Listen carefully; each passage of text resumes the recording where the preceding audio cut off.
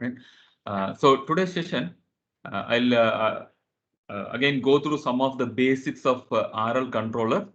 Quickly, we will finish those things, and then we will discuss about some initial knowledge enhancement necessaries. Okay, so with deep learning concepts also, you can see there is a lot of things related to transfer learning that people are talking about, right? Where we are trying to give some initial knowledge for a better start for the learning agent, something like to kickstart my learning experience. So for that, there is a necessary for initial knowledge enhancement. So we'll talk about that today, and I'll show you some of the results we got with both model-based as well as model-free approaches.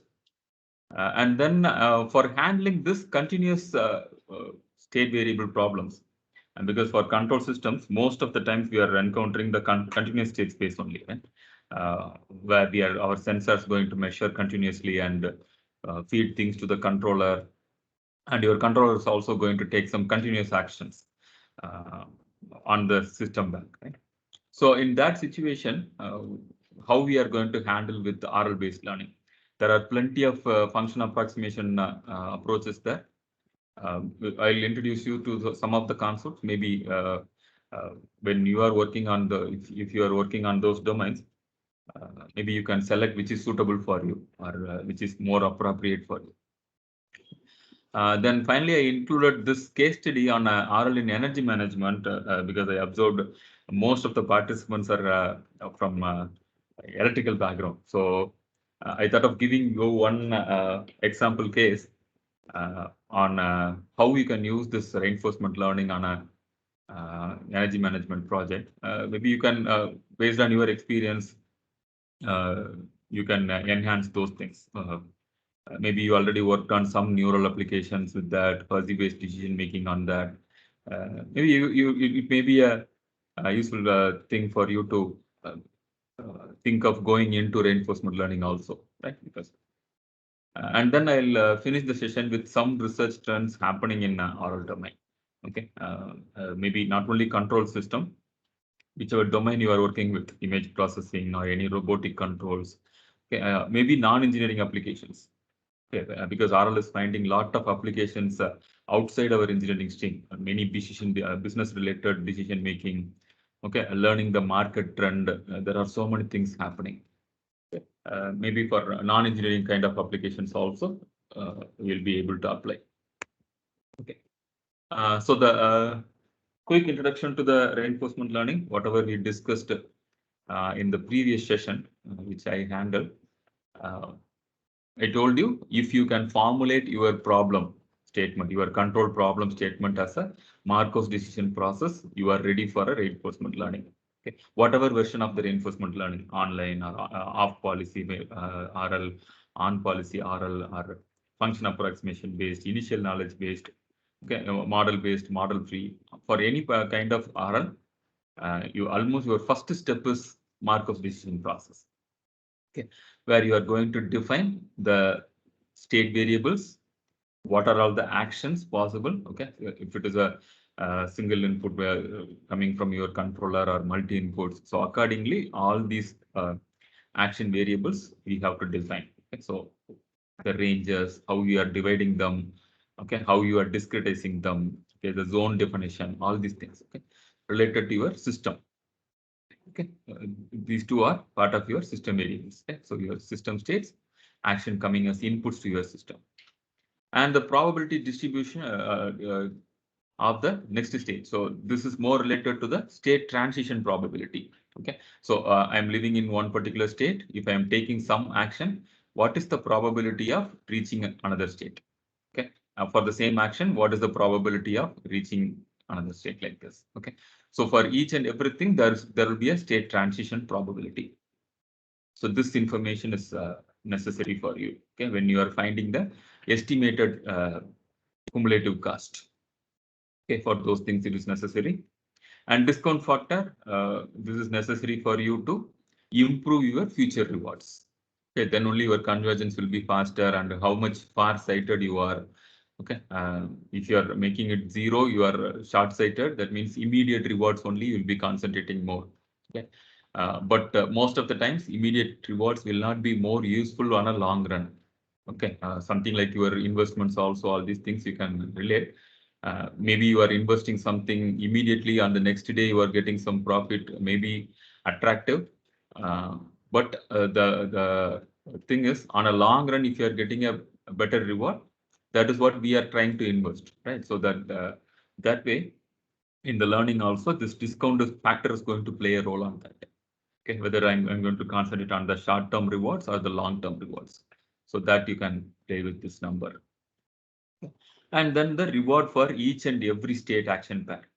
Again, this is important when you are building your value function. Okay, so these are all the 5 pupils of MDP. So if you are formulating this, you can go ahead with the reinforcement learning, where your agent talks, interacts with the system, okay, by taking actions, receiving the state, and it also receives the reward. And based on that, we observe how the state transition, everything is happening. We discussed about this value function calculation, which is an estimation of immediate reward plus discounted future reward. Okay. Uh, Starting from any particular state yes not for this case. Okay. So this particular function, if you are finding it for all possible state combination, then that's what is your value function is. Okay. So in terms of model based algorithm, when you are learning, you will be learning Q of S common. Okay. So here in value function, yeah, value for each and every state. Okay, finding some values for that, the accumulated rewards for the values. Whereas this is related to in one particular state, if I take that particular policy, what is the Q value? Again, this is also related to the accumulated function. So based on these two things, I'll be able to find out what is my policy or the sequence of actions what I'm going to take on my system so that I will reach my objective. Okay, whether it is a game theory or your control applications, this is what we are doing, right? So starting from initial state, we are trying to reach some goal state, and in control system, we will try to retain the goal state. Okay, I'm trying to maintain. I reached one set point. I will try to retain that set point. That is my objective. Okay. Whereas in game theory, the moment you are reaching the goal state, your game is over. Okay, so that like that. Okay. So these equations are related with the popular Bellman equations. Okay. So this is how it is formulated. Okay. So the more than 70 years this equation is existing. Okay. But recently, almost last 20 years only, we are popularly using it for solving the game or solving any real world problem by learning it. Okay. Not by programming it, by learning it. Of those things, we are using this Bellman equations. So optimal value, optimal policy. Okay.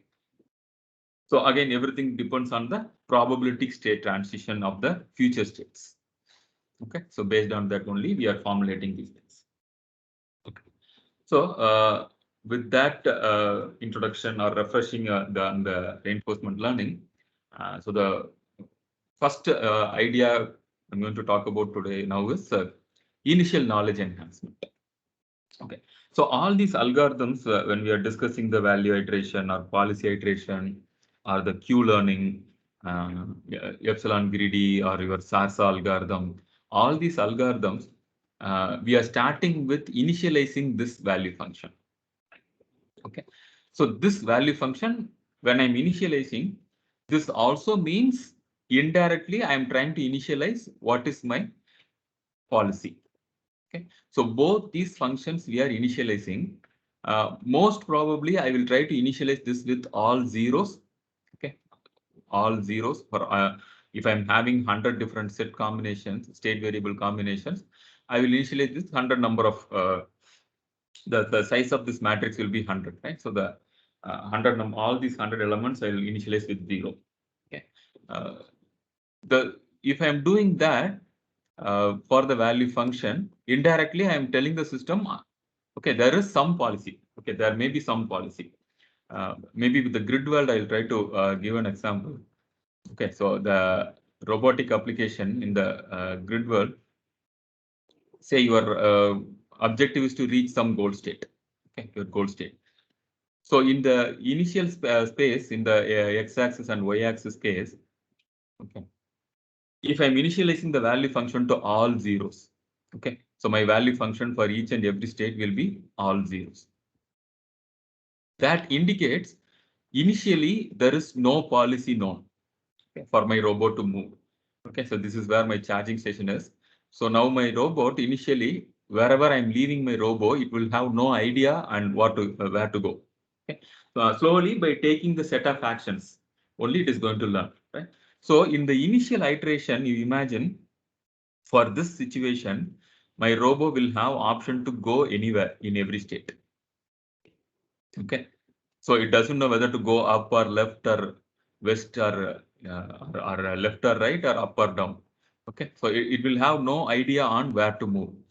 Okay, so this is how your initial policy will look like on all states. Maybe here there is no up is not possible. Okay, but left and right are possible. Maybe something like this. It will be having. Okay, maybe from this particular state, it will have option only to go up or right. So like this, it will have initial policy without any knowledge. So it will have no knowledge on what to do initially. So slowly it will start learning. At some intermediate stage, I may be having more proper policies like maybe one or two options reduced. Okay. On the final iteration only, I will come to the concrete conclusion. Okay, this is what should be the policy. Okay, if my robot is here, it has to move this side. Okay, and it has to move this side finally, and it has to move this side. Then it will go this way. Like that, I will have a final policy which is more optimal. I'll come to the conclusion only after the convergence of my algorithm. Okay. Now, in this example, we have less number of states. Okay, 3 multiplied by 5. So I gave you an example with 15 possible state combinations. Okay, but imagine in the real-time situations where you are working with some controllers. Okay, or even you imagine with our you are trying to create a robot to play a game of chess. Okay, there are more number of state combinations possible. Okay, if I'm starting my algorithm with zero knowledge, it takes more and more time to converge. Okay, uh, definitely take in control system that too with nonlinear control applications. The algorithm, if I'm starting with zero knowledge, it will take more time to learn and converge. Right. Now, how we are going to address this issue, if you are seeing, we'll try to give some initial knowledge. Okay. So instead of saying with all zeros, I will try to give more values here so that these particular states will know, okay, somehow I have to go there. I have to take some actions to go to this particular state where it is having better value. Okay, maybe I'll have -1 here. It may be having some +5 initially, so somewhere if I'm starting. Okay, so this state will know if I'm going there, there is a possibility to get a better reward. From there, it will be easily going to the goal state. Like that, instead of starting with all zeros, if I can start with some better values, okay, there is a possibility for the algorithms to converge quickly. Okay, so that is our objective now. So how it is going to help me is one point I told you, this is going to help the algorithm to converge quickly. Fine. So in which way this is going to help me converge? That is your next question. Right? The problem here, what we are mostly addressing here is the exploration and exploitation problem. Okay. In the last session also, we discussed about this. The exploration is more related to trying to take the action which is not learned. Okay, maybe 20% of the time I will try to do something different and I will try to learn from that. Okay, maybe every day you are doing something. Okay, that is what your policy is. When you are doing that, you are not doing any mistake actually. Okay, you are able to reach the goal. Okay, but so that is giving you some rewards. You are happy with the reward. Occasionally, the thing is you have to try something out of the box, right? So that is what is this exploration is. Okay? So I will try to explore something new. I will try to do something new so that I'm trying to find a possibility if there is a better option is there or not. Okay. Only if you keep doing it, there will be more failures, of course. Okay, that is why the exploration we cannot do more. Okay, more number of times we cannot do. So maybe out of 100 times, I'll try to do 20 times some exploration option. Okay, I'll try to explore more. So there is a possibility if you are finding a better option, better policy that will help you to come out of your uh, local minima. Okay, your local optimal condition to a global optimal condition. There is a possibility. Okay, so it becomes necessary for reinforcement learning algorithm also, right? So when it comes to real-time learning, I have to properly handle my agent to handle this exploration and exploitation. Okay. Now, if I can provide the system with a better knowledge, okay, this helps me to handle the exploration probability. So I can reduce my exploration. So the thing is, since my system is having initial knowledge on the entire state space, okay, on the entire state space, my system is having an initial knowledge now. So when that is the situation, I can reduce my exploration little low also. Okay, instead of saying 20% of the time, I will try that. Instead of doing that, maybe I'll try it some 5 times, so 5% of the times, or 10% of the times, like that, I can reduce it. Okay. The thing is, when exploration is giving you some option to go out, most of the time, since we are failing, your accumulated reward will be affected. That is why people don't do this exploration more. Yeah. Maybe in a model-based environment, whether you are exploring or exploiting, it is not going to give you a penalty, or it is not going to have an impact on your overall cost. Okay. But imagine in a real-time situation, when you are trying to explore more, if it is creating a problem for your system, you are trying to operate your system in a zone which is unknown to you, which is not recommended by your vendors or in the design. As per design, it is not recommended. Exploration will have an impact on those places. Right now, if my system is having some initial knowledge, I will understand. Okay, I should not explore this zone. Okay, if there is a possibility, maybe I can explore some other options. Like that, you will get an idea. Right. So for that also, this initial knowledge is important. Okay, so it gives me convergence fast, and also it helps me to balance this exploration and exploitation problem. Okay, so these kind of problems are addressed when you are trying to initialize the knowledge for your RL agent. Okay, instead of starting with all zeros, or instead of starting saying randomly initialize this 10 by 10 vector and then start converging. Okay. So instead of doing that, I will give some initial knowledge. Okay. Now we'll see what are the options available. And this is the option what we tried actually. What we did is to this RL agent, we are trying to give the initial policy. Okay, initialize the policy instead of saying all directions possible. Instead of doing that, we can say this is a direction possible for you, which is giving you a path already. There is a path already available to go to the goal, right? So that path we are going to set. Whether it is optimal or not, RL agent is going to learn and do that finally, converge to that finally. Right? So for that initial knowledge, we use the neurocontroller. Okay, there are many approaches, not only the neural controller. Again, it depends on the kind of problem you are working with. Okay, this particular case, since it is a control system domain I'm talking about, we are using a neurocontroller or a neural scheme which understands the system already. We are using it on the system. And I'm not neglecting other things, fuzzy or anything. I'm not neglecting. And also, there is a possibility you can use a RL agent also here. Okay, it may be a old RL agent which already learned something about your system. Okay, imagine the situation in in your room. You are having a room cleaning robot, right? You have a robot which is going to clean your room, the floor cleaning alone that you imagine. So in your room there is a charging station here. So whenever the robot is feeling low on charge, it is going to find the policy to reach here. That is what your RL agent is learning, right? So let us assume there is a policy learned by your robo, something like this. Should be this way. So there is a policy learned by your robo, something like this. Okay, so if the robo is here, it is going to move this, take action to go this side.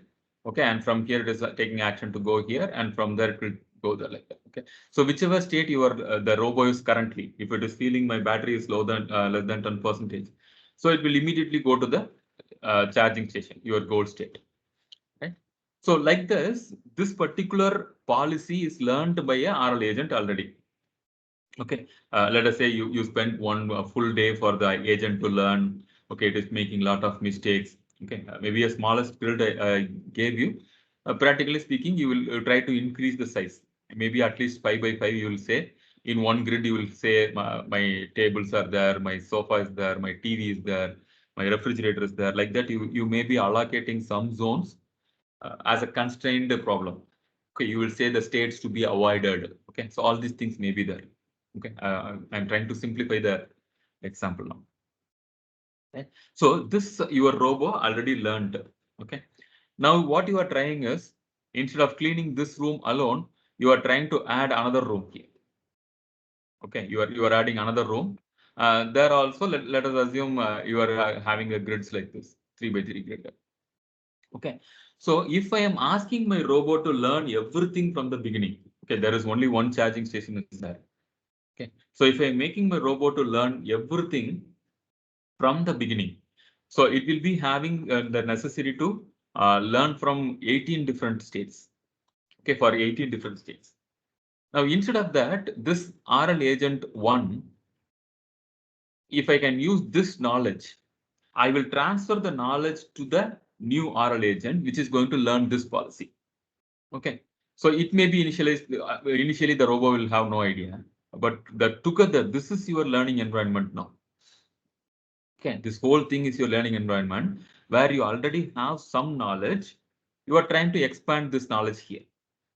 Okay, if there is a door here, so the robot will try to find a way to come here, reach this particular position. Okay, so like this, your robot may be learning these policies. Okay, so this way also you can transfer some initial knowledge. Okay, so this is one way. And also I can give you another example on whatever examples I'm giving you, most of the things are already done or proved works. Okay, in a robotic world, there are some, we would have observed some videos also on related to the swarm robotics. Okay, multiple robots playing any particular game. Okay, if you are trying to train a robot to play some soccer, let us assume initially you trained a robot which can pass the ball to the same team member in 2-3 different locations. Okay, let us say in this direction, say it can pass to the same team member. If there are other team member present, it will not pass in that direction. Okay, so it will try to avoid that. So like that, you already trained your robot to cover this particular area. Some theta you cover. Your robot already learned. Okay. Now this knowledge, if you are trying to complicate the GUM instead of going forward only, you are imagining I have to increase this theta now. Okay, I should allow my robot to pass till this particular theta also. So the entire coverage I am trying to make now. Okay, so you can take the knowledge from the robot initially, which already knows to pass for this particular angle. You can try to learn this new angle. Okay, like this, you can try have some knowledge and transfer the knowledge to the new agent so that they learn faster. Okay, now for this entire zone, there is no need to explore. It has to only exploit. Only for this particular zone, it has to explore now. Right, the same thing happening here. So when I'm transferring this to the new agent, for this zone only there is necessary to explore. For this zone already you converged, so you have a knowledge. Here only exploitation is necessary. Right? For this zone it has to explore. Like that, we are trying to reduce the necessary for exploring, which helps me to get more rewards. That is the thing we have to imagine, understand here. Our objective is to get more and more reward. Okay, exploration will definitely have an impact on getting more rewards. Okay. So in this control scheme, what we try to do is a neurocontroller. And I'd like to say here, whichever controller you are taking here, it is not necessarily a neurocontroller. It can be a simple PID controller which is already running in place.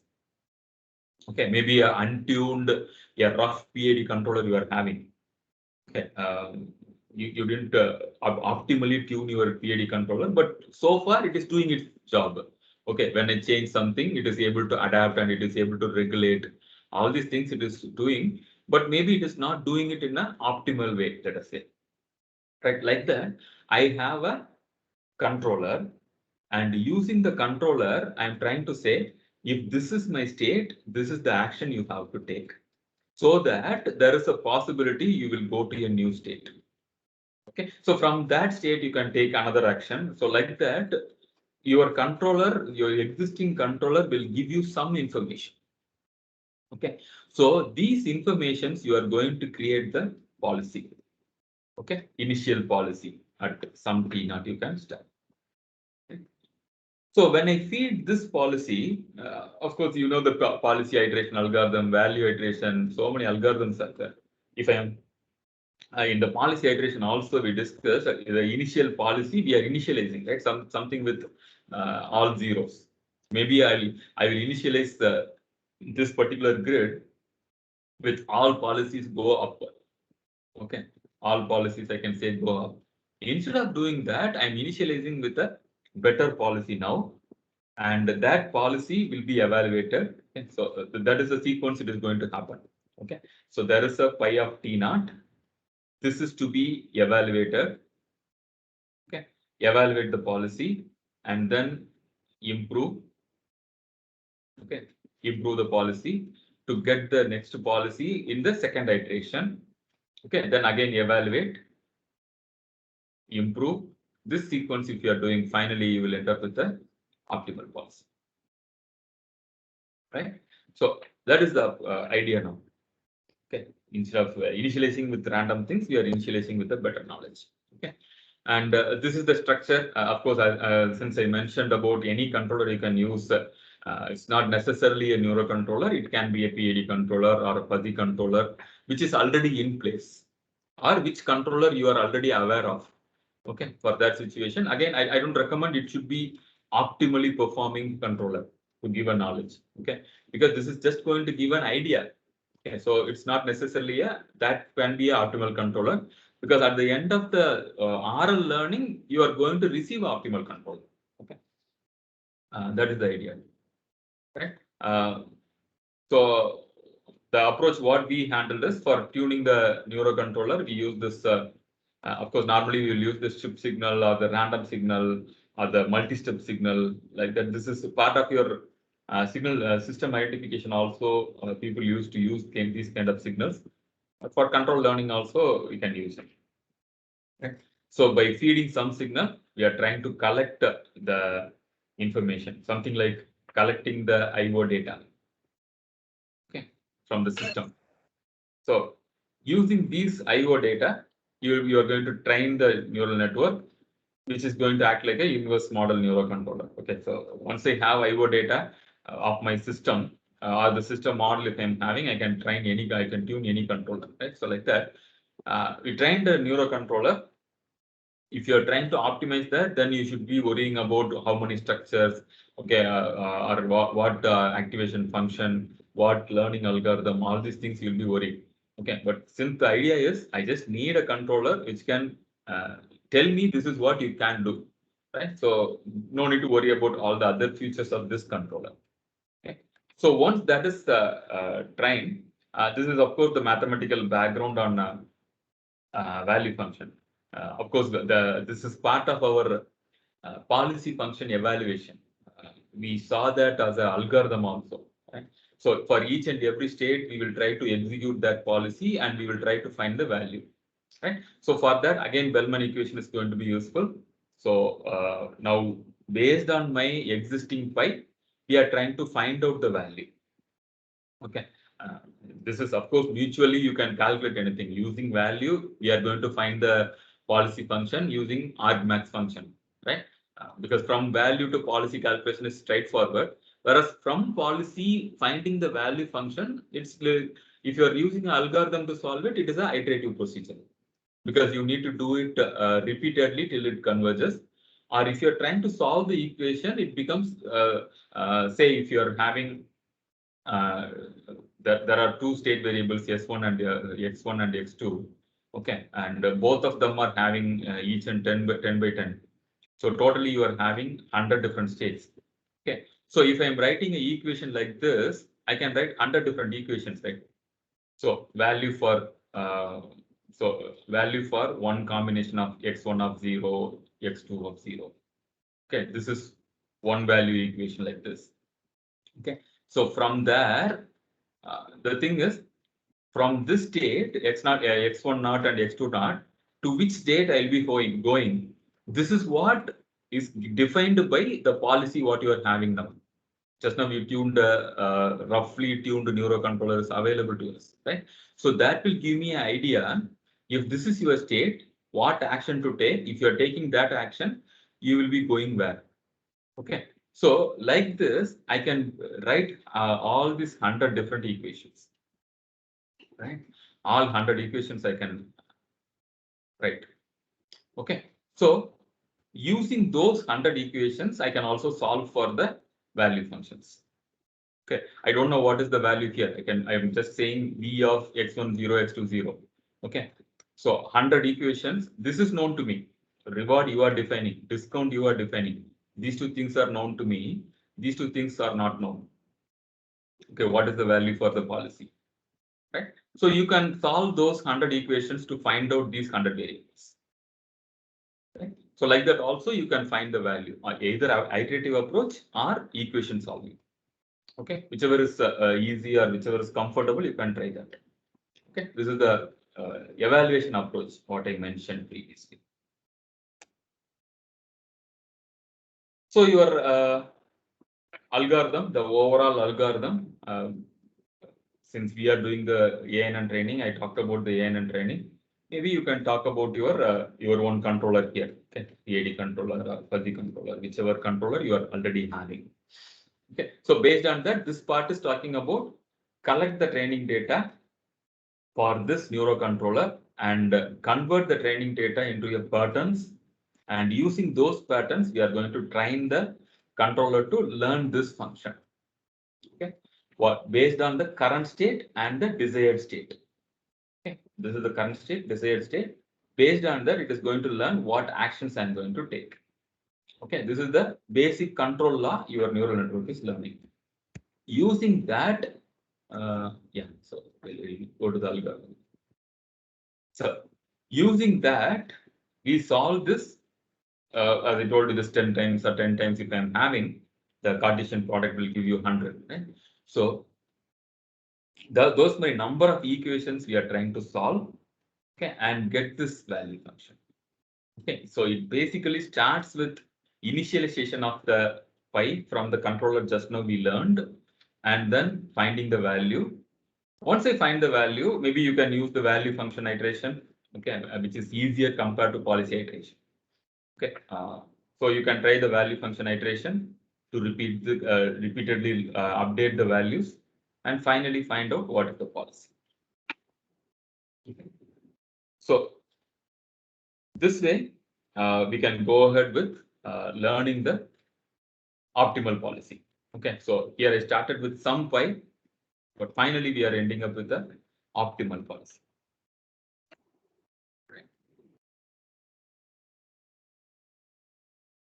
And once I'm doing the control action, this is straightforward, like the way we did the previous controllers. Whatever we are learning finally, this is what we are going to execute. No need to worry about what happened to my neural network, all these things. Okay, final execution, it depends on what your RL agent is giving you finally. So this approach, we tried it on a bioreactor, a fermentation process actually. Again, one of the popular process in instrumentation domain basically. So it's again a benchmark problem where some of the nonlinear control algorithms are tested, okay, for by instrumentation and process control people actually. So again, this is the kind of reward function. This is what the takeaway for you. So in your project, what reward function we are going to write? Okay, how we are going to write those things? That is going to have an impact definitely. So I just want to show you those results what we got. Okay, so you can see after every 5 iteration, we try to plot this value function. So this is the pure RL without any initial knowledge. So after 5 iteration on this two state variables x1 and x2, this is what it learned actually. But see here, using this the partially supervised. So that means the moment I'm saying somebody is there to help me, that means we are trying to fuse this supervisory learning as well as reinforcement learning. Okay, so that is what the hybrid algorithm here, what we are talking about now. Okay, so with this PSRL, even at the 5th iteration itself, we are achieving what we got in the 20th iteration of your pure RL. Okay, maybe it happened a little early or 18 or 19 itself. Since I was plotting it every 5th iteration, this is what we observed. Okay, so that means in a model-based execution with MATLAB, whether it is 20th iteration or 5th iteration, it is immaterial. Okay, maybe one will take 2 minutes, another will take 3 minutes. But imagine it in the real-time application. Okay, I need not wait longer time to convergence. Okay? I need to complete some episodes as quick as possible. Right? So almost at the 10th iteration, we observed it already converged. You can see the changes are very minimum compared to this graph. Okay, there are few fine tuning only happened at this zone. Okay, and around this zone, there are some fine tunings only happened. Okay, whereas 20th iteration compared to 5th and 20th, you can see there are large changes, but still it is not converged like this graph, right? That means it may take more time to somewhere come closer to this value function. Okay, so this is value function. This is what the policy function. So after 60th iteration only, we observe the RL is converged. Okay, around 40th itself, we stopped here since we compared to this 10th, all these things, you can see it is converged here. Both the graphs are same now because in the model-based environment, both will converge to the same optimal values, right? So after around 40th, we were able to achieve the convergence here, whereas RL it took almost 60 iterations. And the system response, this is the policy learn, okay, the final controller policy, okay, what is learned. And this is what the response we received actually. So of course, RL and PSRL, finally after the convergence of 60 iterations and 40 iterations, they are going to exhibit the same nature. Okay, the performance wise, I'm not saying both of them will be bad after convergence. Maybe the learning phase we are trying to improve. Okay, that is what you should understand. I'm not saying RL controller, the final converged controller will be bad compared to PSRL. Okay, it may be bad because it is not converged, right? But if they converge, both of them will be optimal controllers, right? So I told you about the neurocontroller we roughly tuned. Okay, so with a single layer, with two hidden layer neurons only, we tuned this. So this was still that neural network also able to give a better response actually. Only thing is, since it is a non-optimal controller, it was settling around 150th minute okay, for that particular bioreaction. Okay, whereas after the optimal RL, we are able to get somewhere close to 60. Okay, within 1 hour, the reaction was able to settle. So this is the idea. So we are starting with something. Okay, instead of saying all zeros are all random, we are starting with some knowledge, and from there you can converge. Whereas in RL, we started with all zeros. Okay, all zero knowledge and then converged here. It took 60 iterations. Whereas here it's only 40 iterations. So this is what the comparison factors normally we used to do, right? So mean square error, this is your controller effort.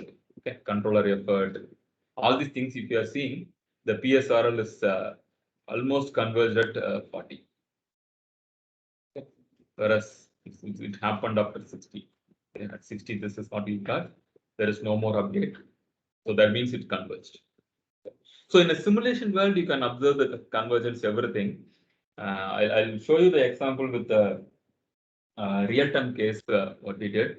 This is again the process control example, popular multi-input, multi-output. Whenever you are testing your control algorithm, non-linear MIMO process.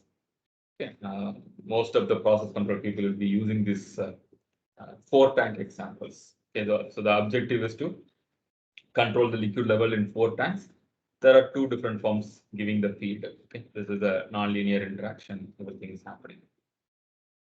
Again, here also we created the shim signal to collect the system inputs and outputs. From there, we are tuning the controller. Of course, we can train using the existing controllers also. Again, since we are talking about the machine learning, so use the ANN controller to solve for the Q values. Previously, we solved for the V function. Here we are going to solve for the state action. So in this case, state action is level. States are level variables, right? Whereas action is the flow variable, right? And then select the action. Since it is a real time, we have to select the action using the epsilon greedy approach. Right? So the epsilon greedy approach, select something with the probability 1 minus epsilon, or select another something random with the probability of epsilon. Okay. So actually we choose the value of the 80% of the time it will exploit, 20% of the time it will explode. Okay. That's actually a best one, which is recommended by most of the research also. Right. And then this Q learning update on TD0. Okay, 1 step ahead variations we discussed, right? So using that, we updated the Q value. Finally, the argmax you can use for updating the policy functions. Since it is the real time, anyway, I'll go to the okay. These are all the quickly I'll show responses. Okay, from the neurocontroller, of course, there was plenty of sensor noise. Okay, since we tried to use this basic Arduino for collecting the data, there was plenty of noise. Maybe if you are using a properly developed controller, you could have avoided those things. Right? Okay, still from that noisy environment, RL was able to learn something. Okay, this Q learning and this PSRL Q, the functions, how it was learning, all these things are shown here. Okay, I'll show it in the table form, easier for you. Right? Since the previous results, what I discussed, it was on a simulated platform. So they will converge to the constant value definitely. But since it is a real-time application, we cannot say it has converged to 0 update. So there is no more update possible. There is nothing like that in real-time learning. Okay, so that is why you can still see there are some changes you can see here. Okay, it reaches some low value, but still in the next iteration it is going to a different value. Right, there is a possibility. So here what we tried is we didn't stop the algorithm with the 0 updates. Okay, because normally in the simulation based, if there are no more updates in the value function, no more updates in the policy function, you can stop the learning. Okay, whereas in real-time learning, you can try that. But if it is a non-linear process, if it is a higher order process we are working with, then maybe you can fix some upper limits. So within this many iterations, I can stop like that. Okay. Of course, the ITAE, all these features also important. We have to make sure our primary objective on optimization is also reached. Okay. But what we tried is we tried to reach the iteration till 120. Okay, you can see this without initial knowledge, it still keep learning.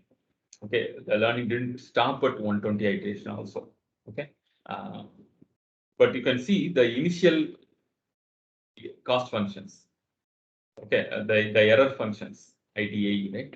So it is very huge for Q, whereas PSRL Q, you can see it almost you can divide and check the number. Hundreds of times it is low. Okay, because it has a knowledge of the system already. So I'm not going to damage the system now. So I need not worry about there may be a overflow or my pump may be getting a unstable signal. Okay, all these things I need not worry about in PS1. Right? Whereas in a Q learning, I have to worry about those things because occasionally, in the name of exploration, if my controller is feeding a different signal to the pump, right? I don't know what will happen to the pump or whether it will overflow. Or all these problems will come. Since it is a water, no issue. But imagine it in a industrial ambience, you are making your agent to learn. That will have a bigger impact. So uh, this is the impact of PSR. Okay, it helps you to learn better. Okay. Now we'll come to this approximation phase. Now, from the beginning, I keep telling you, since we are working with the continuous system states and continuous action space, we are discretizing it for the MDP. Okay, when I'm preparing my system for MDP, say for example, my tank is having a maximum of 10 meters is possible. Okay, in my tank. So what I'm going to do is I'm going to split it into zones. Okay, 0 to 1 meter zone. Okay, and then 1 to 2 meter zone. Okay, and then 2 to 3 meter zone. Like that, I'm going to divide it. Okay, so after dividing that, only I'm going to say there are this many number of zones. Okay, so each one will have one zone. Okay, this is the S0 zone. This is S1 zone. S2. So this is what we keep talking. Same way the flow rates also. So if I'm saying 10 meter cube per second is my flow rate possible, at the maximum flow rate possible. Then again, this also I will try to define, right? A naught is going to be 1 meter cube per second. Okay, A1 is going to be 2. Okay, A2 is 3. Like that, that is necessary for you to discretize your state and action path. Okay, for the learning. Okay, so now, for example, if it is having 10 number of states and 10 different number of actions, this is the space for your learning. Okay, we used to say your learning dimension. This is the dimension of work you are having. Okay, so if I'm saying 2 different tanks available, then it becomes 10 multiplied by 10, 100. Right, 100 number of state combinations possible for you. So accordingly, if you keep working with the complex system, these numbers are going to increase exponentially. Okay. But the problem is, once you are learning, some of the results also I showed you, everything will be discrete. So your controller will issue either will ask the pump to deliver 1 meter cube per second, or it will ask the pump to deliver 2 meter cube per second. There is nothing like intermediate decisions made. Right? So that means those who are working already in control system, you will say then RL is a failure. This is a multi-state controller only, right? Of course, it may be learning. All these things happened. I didn't spend more time on preparing the model. I didn't spend time on tuning my controller. I just wrote an algorithm, value iteration algorithm. My controller is learned automatically. Fine. But the thing is, it doesn't know to operate the pump at intermediate flow rates. Right? So that is the failure now. Also, intermediately, I cannot control my level also. That is another problem. So there is nothing like if your something like a demand is if it is necessary to maintain 1.5 meters in my tank. If this is how I separated my zone for my RL agent, okay, 1.01 up to 1.99, all these things are same. All these values will come under will be labeled as S1 only, right? So there is an impact on the accuracy. So like that, there are few problems if you are working with the RL controller. Definitely, right? But these things are not there. This problem is not there if your actual space is discrete. Okay, something like in the game of chess, you imagine. Okay, all your states are discrete only. Okay, either I'll be in one grid or in the other grid. There is nothing like intermediate grid, right? So all my pieces will be occupying one grid. So that means all the states are the entire state space is discrete there. Okay, and your decision making also. I will move left by this many steps, or move right by this many steps, or diagonally this many steps. These are all the actions you are going to take. So they are also discrete. So in those kind of problems, RL, there is no issue with RL. Okay, so same things are there in our real world problems also. Right? That there are states with discrete states possible and discrete actions possible. If it is only the on-off case, or some battery managements, if you are doing connect the battery or disconnect the battery, all these things if you are doing, there are some applications available.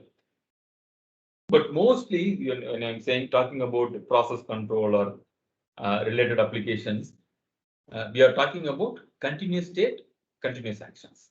Right? So for that, it is necessary to go for some function approximations. Okay.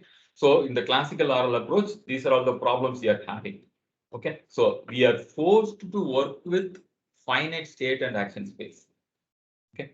So in any board game, we are having finite state and action by default. But here I'm saying 0 to 10 meters possible, but still you are forced to work with only 10 different state combinations. Okay. 0 to 10 meter cube per second is possible, but you are forced to work with 10 initially. Okay. You can select 20, but again, that will have an impact on the learning pattern, right? So learning time, right? So the cost of dimensionality like problems. Okay. So since we are discretizing, as I mentioned, there is a possibility of poor control. Okay. But if I do finite discretization, so instead of saying 10, if I'm saying 0 to 0.1 and then 0.1 to 0.2, I'll discretize. Then you definitely need a supercomputer to do the algorithm calculations, right? Because it takes more time. From one itself, you are saying 100 different combinations. From the another state, if you are saying 100 different combinations, so this becomes 10,000 different combinations of states.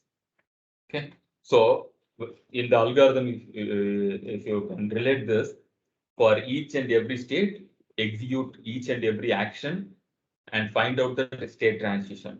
So the innermost loop itself will run 10,000 multiplied by 10 number of times. Your innermost loop, I'm saying. Okay. What about your outer loop?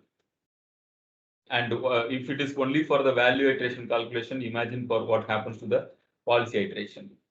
Okay. So it takes millions of loops to run. Okay. So it takes more time, more and more time to converge if you are discretizing finally. Okay. So that is why we cannot go for finite discretization when you are working with RL. Okay. So you can do a coarse discretization. You can use the approximation methods. Okay. Any approximation method. Okay. If you're seeing some 10 years back, people don't talk about these approximation techniques more. Okay. Because that is how RL was used in the applications. Mostly for game theory or some decision making, market based decision making, CSE people, IT people, they are all using RL for some, email classification, those kind of things. Everywhere it is discrete.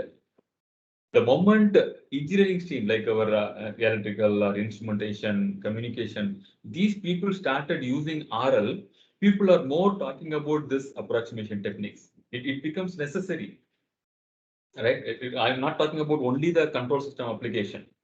Okay, any other signal processing application using RL, if you're doing, it is a continuous space, right? So there becomes a necessary for people to go for some approximation techniques. Okay. Now the idea here is what approximation is going to do now, right?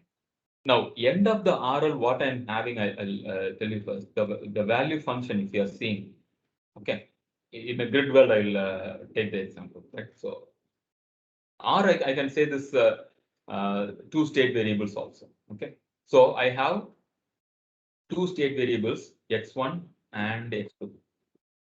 Okay, so there are two state variables. When I'm solving, this is how my values are updated. Okay, so value for first state combination. Okay, x1 of 0, x2 of 0.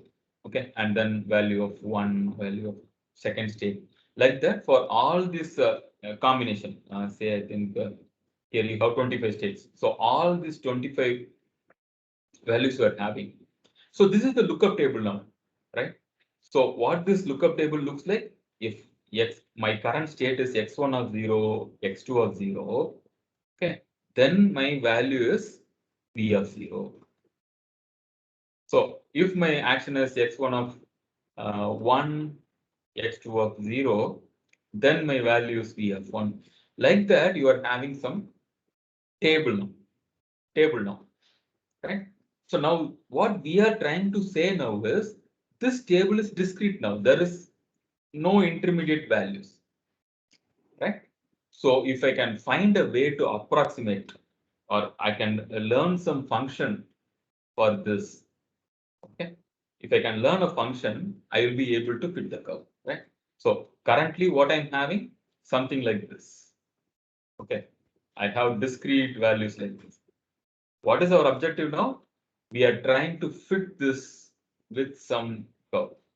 Okay, instead of saying I know only v of 1 and then I know v of 2. Now I will know what is happening intermediately. Okay, if somebody is saying, instead of saying this entire zone is x1 of 0, right? Instead of that, if somebody is saying this is the exact state variable value. So then from the curve, I will be able to say this is what is the value for that. Okay, same thing we are going to do for the policy function also, you can calculate. Right? Most of the textbooks or even Sutan everywhere, if you are seeing, there are approaches for when you are learning itself, approximated learning is there. Okay, so in approximated learning, what they are doing, use a neural network from the beginning, okay, to learn the value function. Okay, something like this. So now together, if you are seeing from the beginning, if I am creating a neural network, okay, I'm creating a artificial neural network which will take x1 and x2 as inputs, and it is going to give me the value function. Now this is the function approximation technique only, right? So this something like a regression, right? So it gives me a fitted function for this. Okay. So this neural network from the beginning so this will act as a value iteration agent. Okay, so this ANN agent will learn an approximated value. So from there, you can find out the approximated function of policy function also. Okay. So this is one way. The same thing you can relate. Instead of talking about value function, I can directly say this is the entire thing is representing a policy function. Right? Something like if this is the current state, this is the action you have to take. We are learning something, right?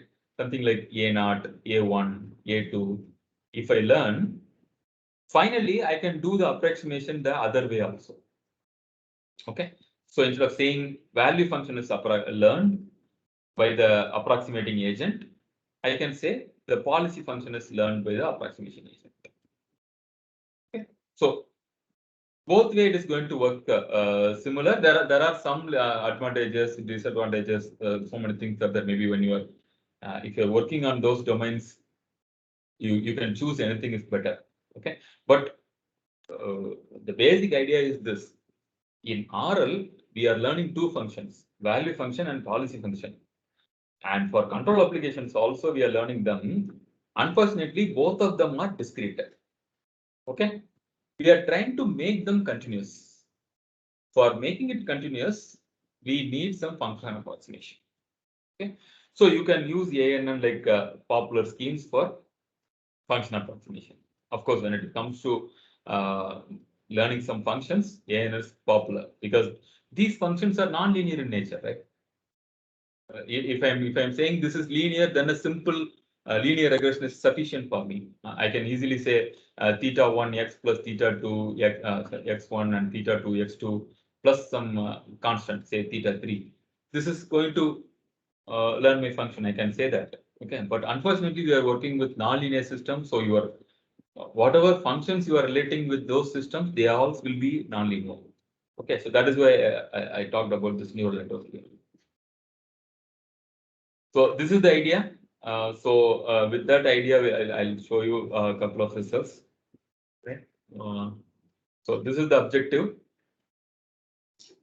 We completed this work on interacting tank control. So two variables to control, state variable H1 and H2. Okay. There are two tanks and this QI to control. Okay. In the previous, I showed you the result without the approximation. Now we have the approximating agent. Okay, so this agent is going to take the state variables and it is going to give you the function, and this can represent the value or the policy. Okay, so the output can be the value function or the flow rate directly. Okay, so actually we tried both the policy value approximation as well as the policy approximation. So the thing is, we didn't disturb the initial learning phase. Okay, again, the thing is, if anybody is working on this domain, it should not confuse you. The thing is, in our approach, we didn't disturb the initial value iteration. Okay, so it remains as it is, defining the state variables, defining the action variables, the reward function, all these things, the iterations also we didn't disturb. It was from the beginning, it was linear discretized. Only at the end, we trained a radial basis neural network. Okay, since we'll have some peaks, we use this RBF network. Any ANN based networks you can try. Right? But most of the approaches, if you are searching for value approximation techniques, they would have started with the neural network. Okay, it is not like the way we tried. We tried the ANN as the last step. Okay. But there are approaches where they will start with the neural network and they will make the neural network to learn the value function, then they will find the policy. Okay, so that way also available.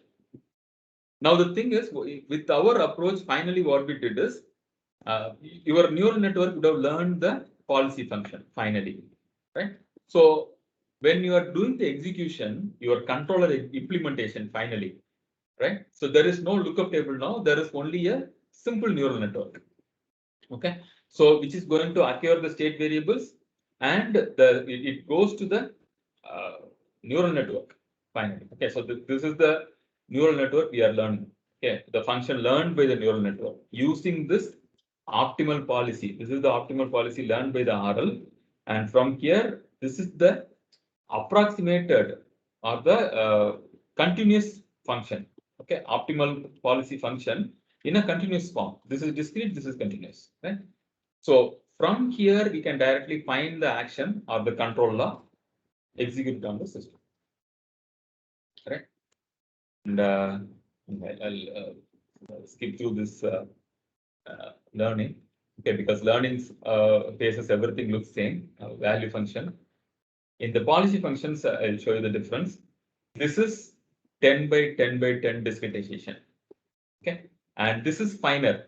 Okay, I told you this, when we are doing it finer, there is a better smoothness. Okay, we are trying to do some smoothing only, right? So this is better. The smoothness is better, but it takes more time to learn. Okay, whereas approximated function you see here. Okay, you actually we try and tune this approximated function from this, not from this. Okay, even though my real-time learning is very rough. Okay, it is not smooth function, right? But once we are using the neural network, we are able to get a smoother function, which means my pump, everything will receive smoother signals. There is no violent changes from the control, right? So this is our achievement.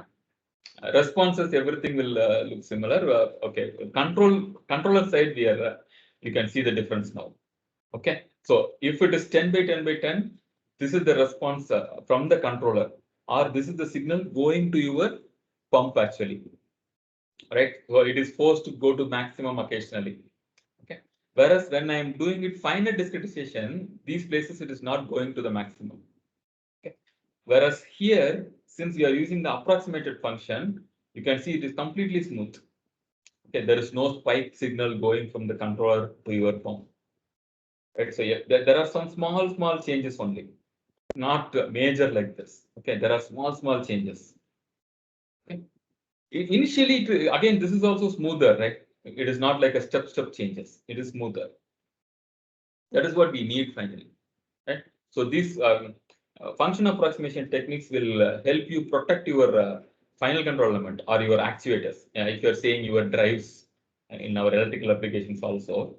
Okay, so they when I'm operating everything in a with smooth signals, they are all going to run for a longer time, right? So that is our objective.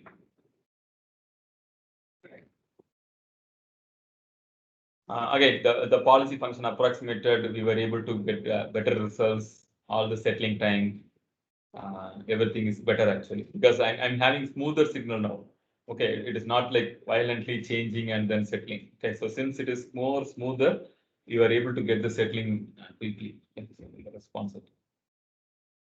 Right. So, as I told you, I want to give you an application of this RL in a smart building energy management case. Okay. Though I'm not an expert in this energy management scheme, maybe you can think of your own ideas, or you can enhance your idea with more features, right? My idea here is, since I talked about RL in more related to the process control related applications, I thought of giving one energy based application. Okay, because again, there are more and more RL applications coming in this field actually. Even I got a couple of reviews from IEEE transactions based on this domain actually. RL applications on battery management or this energy management kind of papers are coming nowadays. Right? So maybe basic control systems also you can use. There are cases like this. You can try it actually. Yeah. Right. So the RL case, if you are seeing,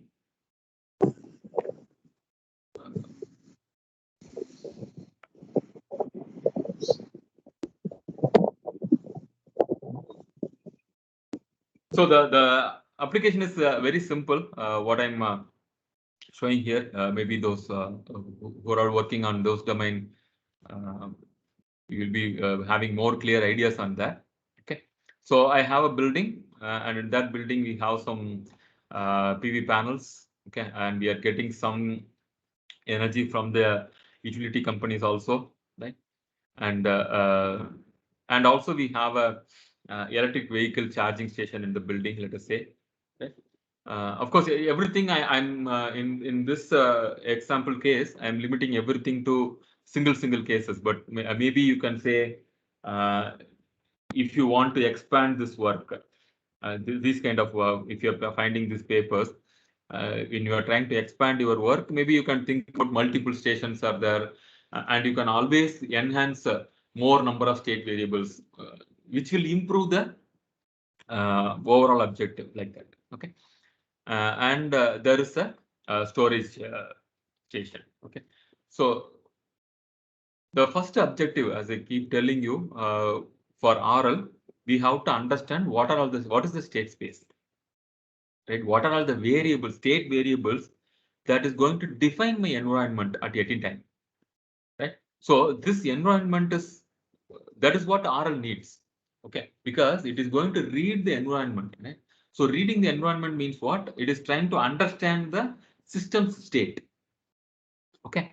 So with that idea, in this system, I'm saying something, but maybe you can add more. As I told you, if you are increasing the number of stations, okay, if you are saying there are in the building itself, I have more or 2 or 3 storage stations are there. There are 2 or 3 units of PVs are there. Then accordingly, the space will change. The state space will increase. Okay, if you are adding more features, accordingly, the state space will change. Okay, so the basic cases I am showing, definitely state of charge, right? For your ESS, that will be one state variable. and what is the demand, and everything related to at that particular time sample. Okay, it may be on a again this could be on that particular day, this particular time, like that. Okay, morning 10 a.m. or 11 a.m., 12 like that, depending on that time. Okay, time factor is there. Okay. And your building's energy demand, what kind of appliances you are having at that particular time. So what is your demand? And what is the demand from the charge, your vehicle's charging station, right? So at that particular time, how much energy is required there? It may be a state variable. And how much your PV is generating, that is another state variable. So accordingly, if you are having more and more features here, okay, maybe I can, if somebody is saying, I'm going to add a generator also as a backup, okay, fine, that will become another state space here, right? So like that, you can have many number of state variables. But the thing is, you have to start defining everything which is going to play a role in the learning paradigm, right? Of course, time space can be a state space, right? But the thing is that there is a recommendation from on many papers on utilizing the time space also as a state variable. Something like we keep saying at the peak time we have or more utilization happening from 9 a.m. to 10 a.m. or evening 5 p.m. to 7 p.m. And after that, once the houses are switching on the AC, all these things, there is a different demand. So for that impact, if you are adding time space as a state variable, it may be useful. Okay, that is why I'm keeping these things. Maybe these things are becoming mandatory. These things, if depending on your project, depending on your idea. Okay, if you are trying to address only the peak times demand problem, then maybe you can think of that way. Okay. Okay, and the utility price, how much you have to pay for the and you are buying, or how much you are charging for the EV station, okay, the electric vehicle. Okay, uh, these things may be state variables, okay, or because definitely they are going to play a role in the reward function. Okay, so in the reward function also you can use them. Okay, because definitely they play a role again in the learning phase, right? So you consider them as a state space, or you can only consider them, but definitely you have to consider them in the reward function. Okay, as an option, you can have them as a state space also, right? So I'm not saying this is the only state space. It can be anything according to your project nature. Right? This is only a recommendation. Right. So the action space, yeah, action space. Again, you can have subdivisions also here again. Okay, what actions are possible, right? Maybe again here you can see here this particular example case what we are discussing. Your state space is continuous now. Okay, your demand, your PV generation, all these things are continuous variables, right? They are continuous. Whereas your action space here is discrete. Okay, so it is not actually here. It is not necessary to go for any approximation techniques. Okay. Again, whatever the improvement you are trying on the machine learning approaches, make sure whether for your system is necessary or not. Because you can see there are many works where uh, people will be using. Okay, I know this deep learning. I have to use this here. Okay, it is not like that. Okay, so we have to understand our project nature. And if there is a demand, okay, if it is necessary, okay, choose the machine learning algorithms properly and utilize it. Okay, so in this case, the approximation is not necessary. Maybe you can use neural network to learn the function, but give a discrete output. That way you can try. Okay, but the neural network's role should not be a function approximation role. Okay? That way you have to be careful. Okay, so the action space here is buying. Okay, how so initiate the buying, okay, initiating the charging, okay, initiate the sellings, or initiating the discharging of your ESS. Again, it can be There may be some subclasses again, as I keep telling you, you can add or remove any functions based on your project nature. Okay, because selling can be added. Think of something like uh, you know, instead of selling from here to here, I can say I am trying to sell from here to here. Okay, so depending on that, you can create another subclass. Okay, maybe something like this. If I'm saying this is A0, this is A1, I will say this is A2, this is A3. Okay, like that you can have subclasses. Right. So like this, you have some set of action spaces. So in this example, they are all discrete now.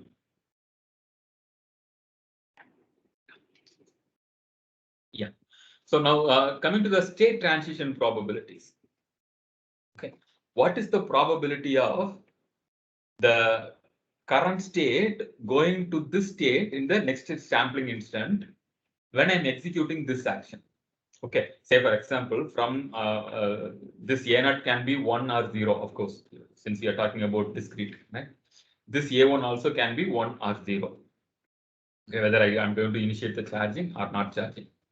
So based on that, I can form a AT at any particular time, okay, as a vector now, right? So say for example, 1, 0, 0, 1, like this, I have this for this A0, A1, A2, everything is defined like this. Okay, so I'm in one particular state now. My state variable is covering everything, right? So your state variable is set of all my SS, EPV, EV to G, all these things are there. Okay, your E building, all these things are there. Okay, so for this particular value combination of my state, if I take that action, what is the probability of going to this state? That is what state transition probability. If you are having a model, you will be able to do those things. Otherwise, we are talking about the probability. Then only we have the expected value of the or the expected sum of discounted reward, all these things. Right.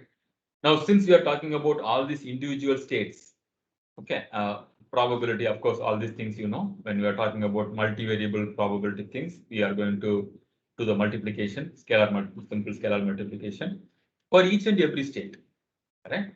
So your, I think ESS, energy storage system, right? So how this transition is happening from this to this when I take this action, okay? What is the probability of the transition from this time to this time, okay?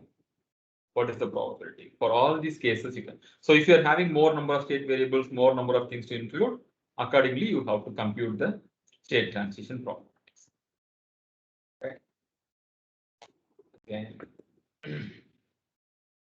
Yeah. Rewards. Now, for the control system applications, whatever we did, I showed you the equivalent distance as a reward function. Okay. So what we did is minus 100 times the difference between your x current minus your x desired. Okay. Second norm we used. Okay. Norm 2 we calculated. So our objective was using this reward function, we try to maximize the reward. Okay. Sum of reward we try to maximize. Okay, so this was playing the role in the learning definitely, right? So because if I am making it wrong, then your entire learning will be in opposite direction. Simple thing, if I put a plus sign here, then my agent will understand. Okay, whatever till now I'm saying as a goal state, my agent will imagine that is the state to be avoided.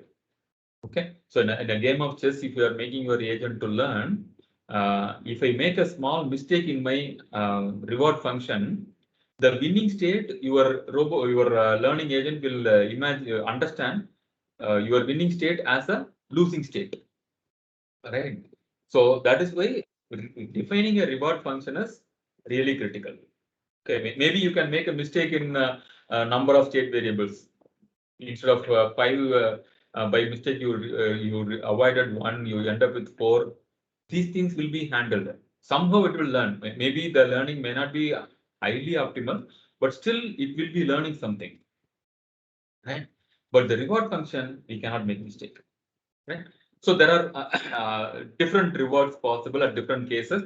But of course, with some proper weighing factor, you have to add all these elements. I'm just showing you elements. So if you are adding more features, then accordingly you have to add the define those rewards. Okay. So when you are trying to buy something from the utility, so this is what is your net demand. Okay. How much you are trying to charge here, or how much your building requires, all these things minus your PV. Okay.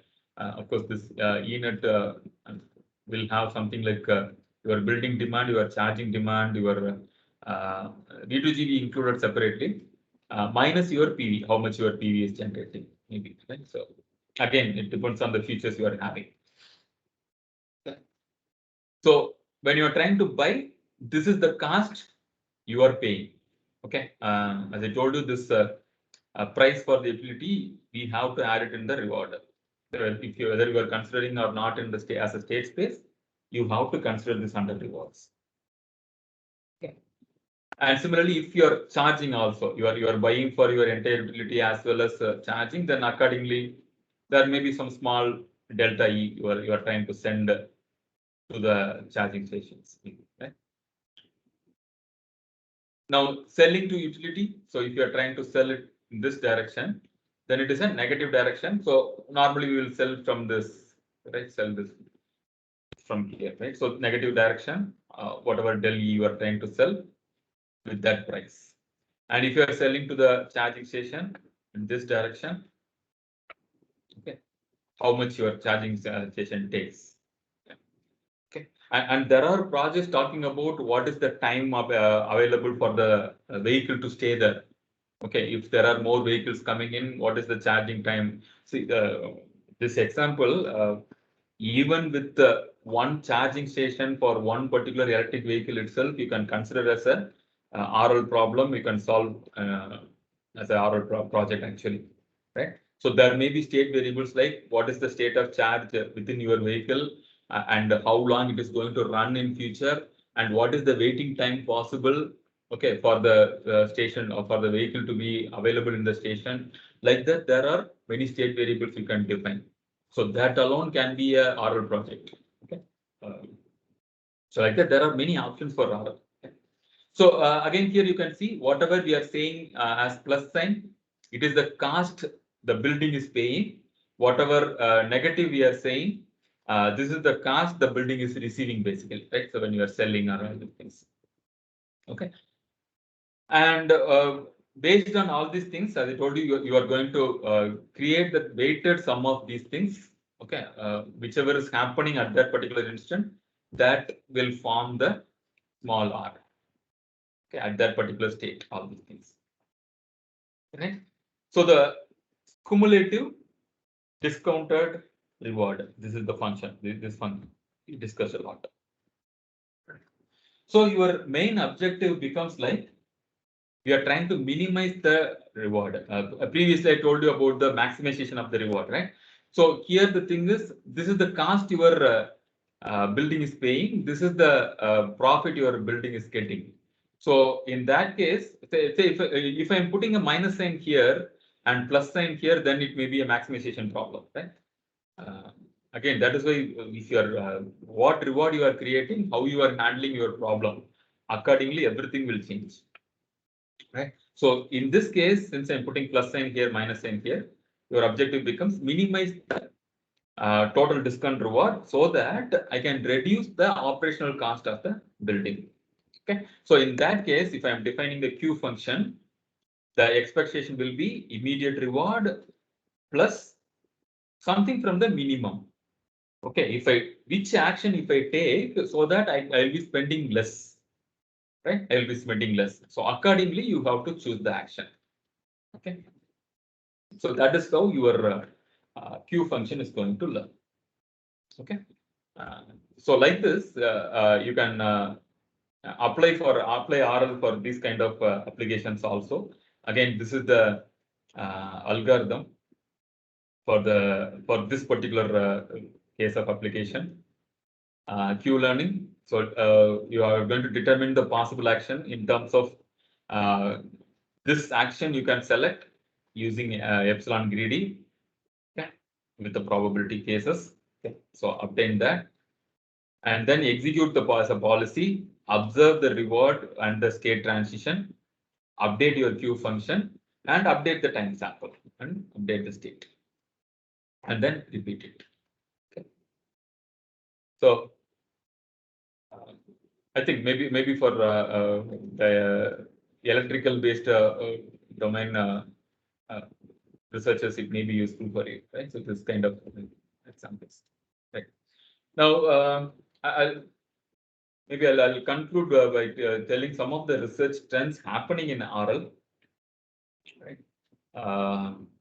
So again, this is not only related to the control applications I'm saying. Generally, RL for learning engineering or non-engineering decision making or recommendation system. There are so many problems there. Right?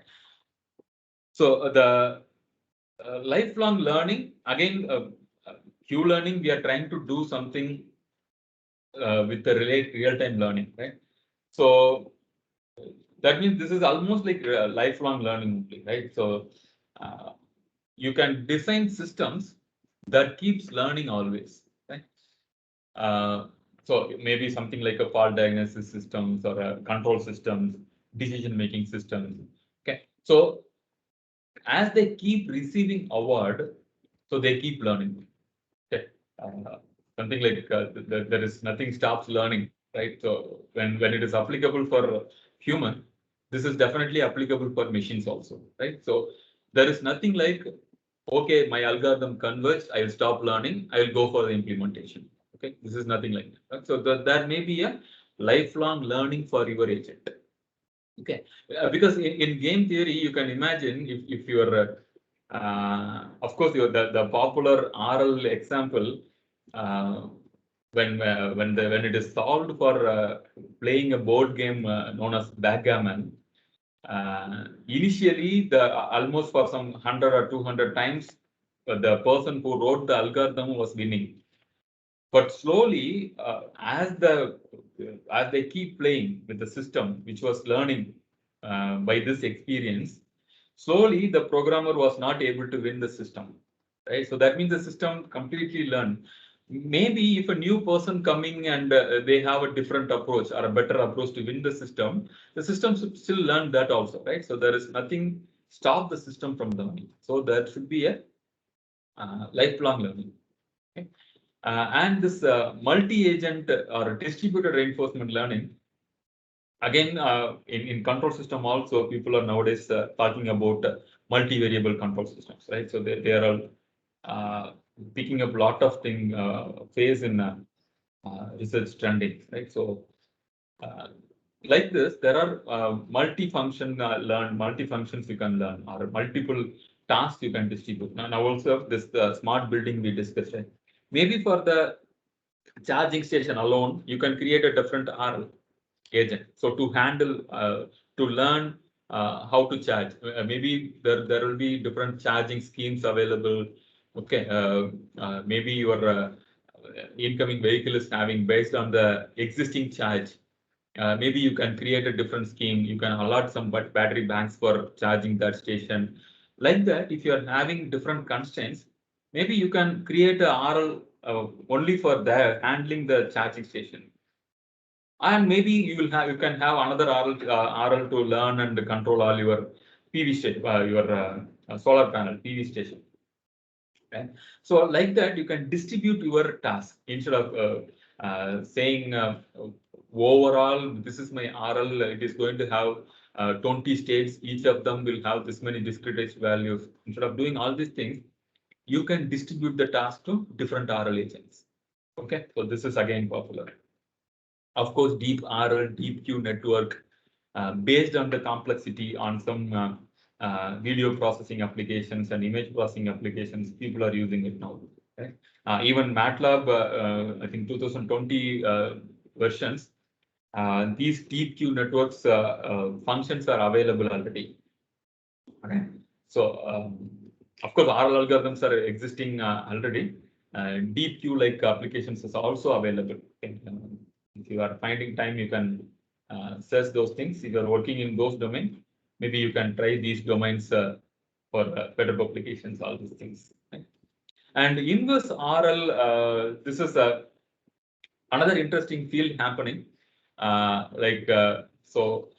think I told you a lot of times about what reward functions you are going to write is very critical, right? So this inverse RL is will try to find the reward function itself, right? Something like that. Yeah, a popular example of say you are expecting your RL agent to learn and drive a car, let us say. Okay. So what we can do is, I don't know what is the reward function now. It is highly complex. Okay, when to apply the brake or when to increase my speed or when to turn my steering. There are so many actions to take. All these things will have a reward. Okay, because how smoothly I'm able to avoid some speed breakers, I'm able to avoid my pedestrians. All these things based on that only you will be defining the reward functions, right? So writing such reward functions are really complex. So what the inverse RL is going to do is take the demo from the expert. Okay, like a driver, an expert driver, or it is not necessarily one driver. You can use some drivers from different age group. All these things. Okay, some experts you can use for demonstration. And from the expert behavior, the system will learn the reward function, and then the optimization problems will start, right? Maybe any expert driver need not be optimal, but your inverse RL will identify the reward function and accordingly it will learn, right? Something like initial learning, initial knowledge transferred to the system by an expert. Okay? So this is another field happening. And safe exploration, all this initial learning, initial knowledge transfer, all these kind of things are happening only to make sure my system is operated in a safe environment. Okay, if you are working on a model-based system, or if you know the simulation models, have the models, then it is different. I can try anything with my simulation, right? But when you are trying to learn something with real-time systems, real-time models, safety is critical, right? So maybe some initial knowledge we can use for, to safely explore. Okay, I can avoid some certain actions from some particular states. Okay. So those things are important. Even in a simple robotic cases, few things are you can compromise, but not always, right? So like that, these are some of the research trends. I'm not saying this is trend only applicable to control system. This is applicable to any applications. Okay, any ML based applications, image processing, decision making, all these things you can think of these things. Okay. So I think last time itself I gave you this recommended tools, right? There are a lot of textbooks nowadays coming actually on reinforcement learning with pattern recognition based RL, like that. There are different books coming, but for basics, definitely I will recommend Sutan and Bato. Okay? They are still living legends on RL actually. Right? Actually, they are actually Sutan and Bato are research guide and student actually. So they have actually there are some versions of the book, but the latest version it is available. Even if you are googling it, the book you can find it. E-versions are available. Or in Coursera, if you are doing any RL-based courses, as part of the material, they are adding it nowadays. Okay, these books are available. Right. So you can learn. You can because in these books they have given a lot of small examples, which you can use it for any real-time applications. Okay, whether from a simplest game playing to complex control system, we can relate those problem statements to our own style, what is necessary for us. So like that, we can modify those things. Right? Okay. So with that, I'll come to the conclusion of both my sessions. I think I have transferred some knowledge which may be useful for you in your doing your research, or if you know something in this field, okay, or maybe if you want to share something, you can share it with me. I think I email already with you. So thank you. So I thank the institute also for giving me this opportunity, and I wish you all the best for your future research and for the wonderful collaborations. So thank you, sir. Really, your speech made us to study and update ourselves. Thank you, sir. Thank you, sir. It's a Like pleasure. machine, Actually. like machine learning. Last day you have told some details, na?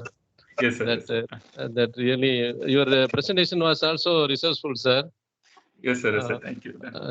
It shows your effort in the presentation. Actually, most of the things are from my research, actually, and some of the things will I pick up from outside. Okay, sir. We can have some formal vote of thanks from Rajesh Babu, sir. Rajesh Babu, sir, are you there? Yes, sir. Okay, sir. Good evening, everyone. First of all, I wish to thank the resource person, Dr. Jagannatha Pandian. He gave fruitful information to all the people present here. Thanks for the wonderful presentation, sir. And we expect the continuous interaction with you, sir. Thank you. Definitely, sir. Definitely. And thanks all the participants. You have the feedback link in the chat box. Kindly share your feedback. Jagannathan, sir, one request, sir. Yes, sir. Yes, sir. Sir, I have sent you. Sir, form, right? The feedback form. Yes, yeah, yes, yes, sir. Yes, sir. I'll fill it. I'll fill it, definitely. Kindly Sure. fill it, sir. And Yes. then one more information, sir. Yes, that information already we got, sir. Your bank details. Yes, sir. Yes, sir. Those things I gave. I think some questions also I already passed to Mariappan, sir. Fine. Right, Thank you, sir. Right. Thanks a lot. Thank you, Have a sir. nice day. Right. Thank you.